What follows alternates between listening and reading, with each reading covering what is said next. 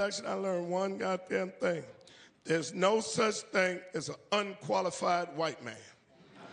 His pigmentation is his qualification. Because Trump had 34 felonies, and he still became president of the United States.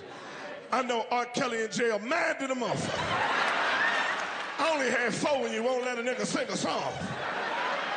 He could be president, but I can't drop an album. I gotta sing through a collect call. We gotta get R. Kelly back home. We gotta get R home. R gotta come home. But he coming home, because they got Puffy now. But when I read the indictment, sexual assault and sexual trafficking, that's the one that got me. Say sex trafficking mean you went to another state to have sex. I'm like, oh shit. I'm a sex trafficker. I've been sex trafficking all my life. I gotta turn myself in. These ain't jokes. I could never go over another woman's house in another state that wasn't my woman and sleep over her house. I don't do away games. Home field advantage or neutral site. Ain't no way I could ever do that shit. All you men, sit down there and go over and stay over another woman's house, sleeping, and it ain't your woman, you got nuts. Fuck around and fall asleep, her last boy. Atlanta!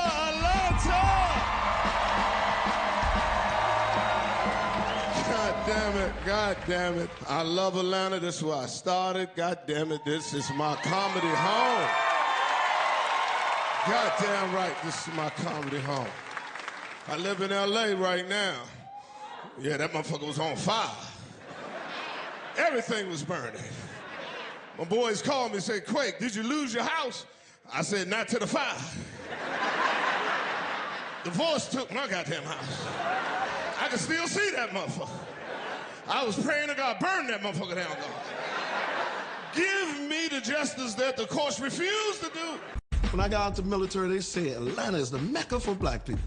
But when I got up here, they only had 3 hustles: illegal pharmaceuticals, stripping, and the music business. I wasn't in none of those. So I went on and opened my own comedy club and been in the joke-telling business ever since.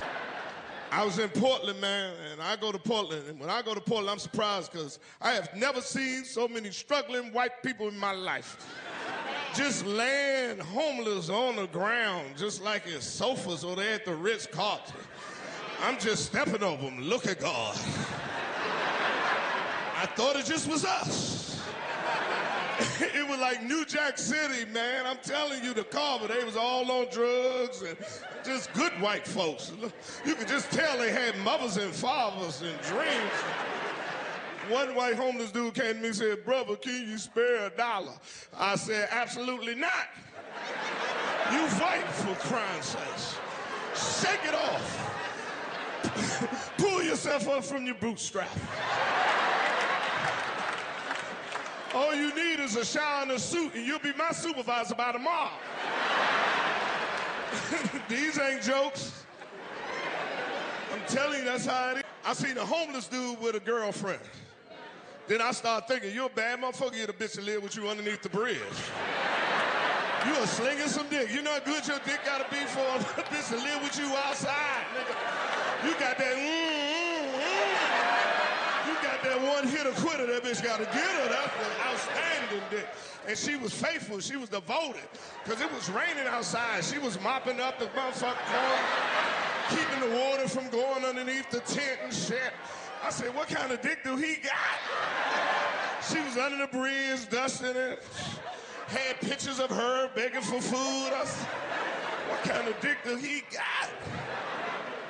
2 days later, I came outside. She was on the corner by her damn self with a sign, so I immediately thought that they had broke up. Till I looked at the sign. The sign said, we will work for food.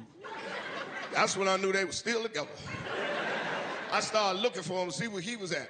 This motherfucker was underneath the tree taking a nap while his woman was on the corner begging for goddamn food and money. I couldn't even take it no more. I stopped my car and went over there and woke that motherfucker up and said, pull your pants down, let me see what you got. I need to see what kind of dick you need to sling. to get this kind of effort out of a woman. I bought my wife a house and a car, and I can't get this bitch to fix me a sandwich. So who the real hoe in these streets? You come home late at night, drunk as shit. Baby, can you fix me something to eat? Well, I had a long day. Well, this nigga got his bitch cleaning up outside now. I don't ask for much, but you gotta outwork a homeless bitch. Then get your ass up and fix me something to eat. Before I take you outside and put her ass in the side. Stuff out here. Chick came to me the other day and said, "Quick, I suck your dick for a dozen of eggs." I said, "What you do for 2? I get mine from Costco. They give you 3 dozen.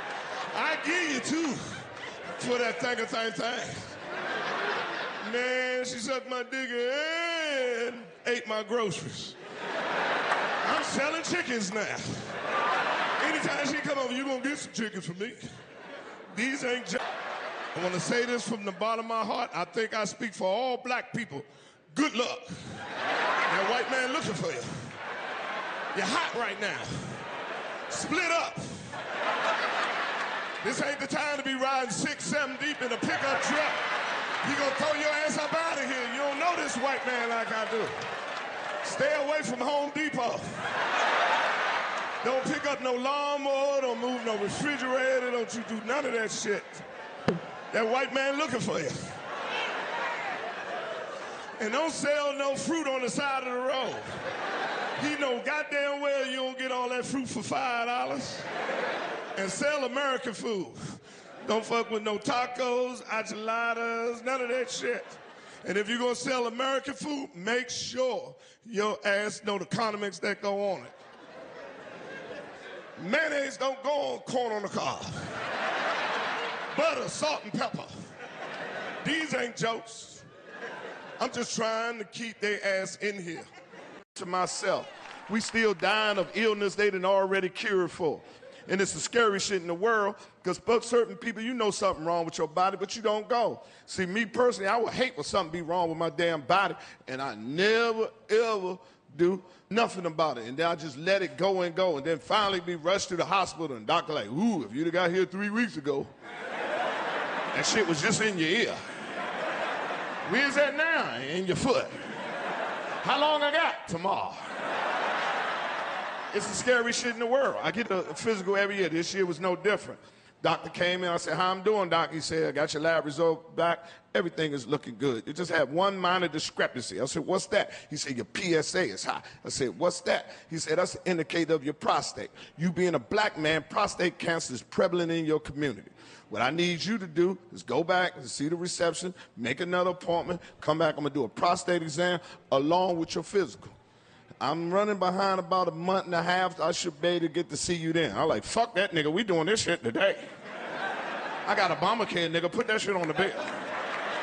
Let's run that shit up before that Republican care comes." He said, "You want to do it today?" I said, "Yeah, I want to do it today." So I started rolling up my sleeves.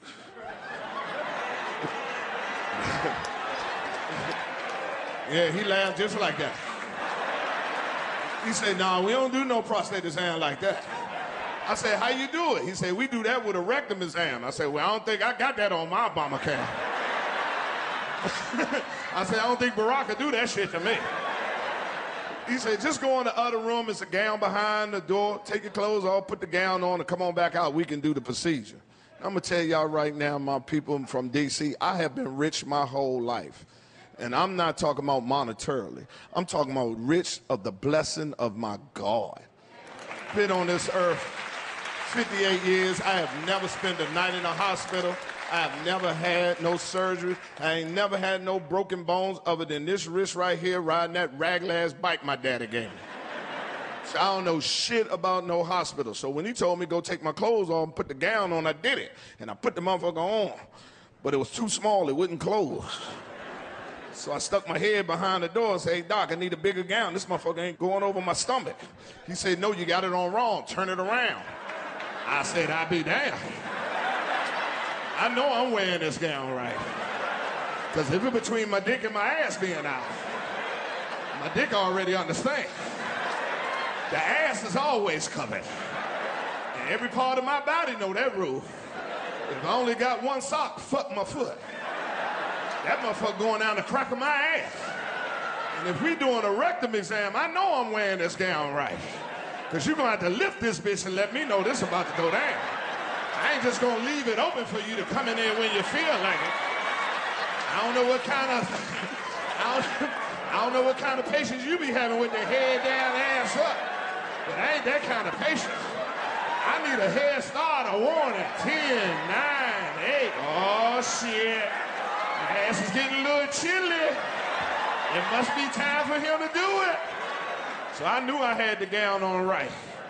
So I just walked out there holding my dick. I said, I'm ready. He said, I told you got the gown on wrong. Turn it around. I said, I'll be down.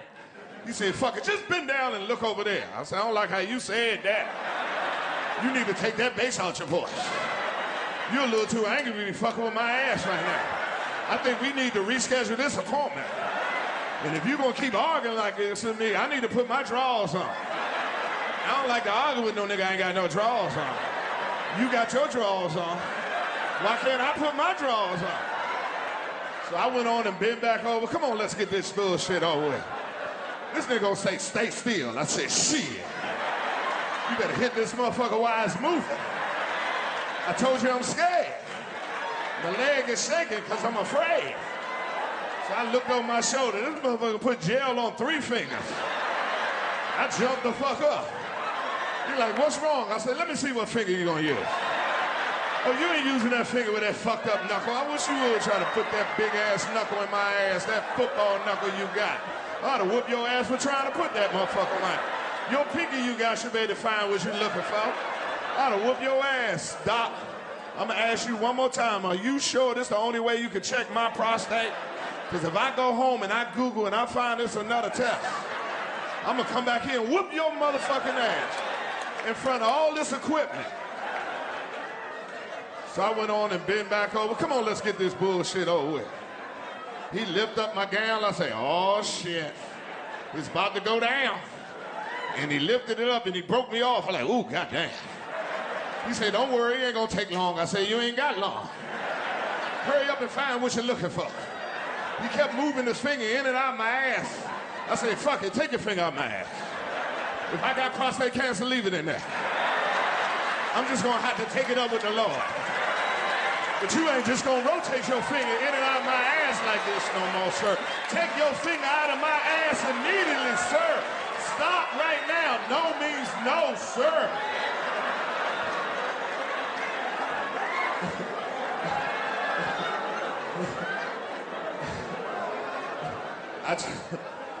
I got up, nigga, try to fix my goddamn gown. He gonna take the glove off all seductively. One finger at a time. Won't look me in the face. Give me a box of tissues, talking about wipe yourself off. Pull your drawers up. Follow me in the other room. I said, this nigga just assaulted me. I've been raped. I went and bought me a Me Too t-shirt. I went all to the meeting. I like, me too, bitch, it's me too. Y'all gonna hear what happened to me in that doctor's office. I got a story to tell. I left that doctor's office, ass just slippery. Slid all the way to the elevator. Couldn't even look another man in the face. I like, he broke me in there, he broke me in there. See the gay dude, I like, you a soldier. You could take a dick, I couldn't take a pinky. You tough, Twan, you tough. If you taking a dick every night, These ain't jokes. Hey, listen, I thought Carmen was gonna win. I support black women. I was so confident, nigga. I fell asleep on the lecture. Woke up the next morning and looked at the map.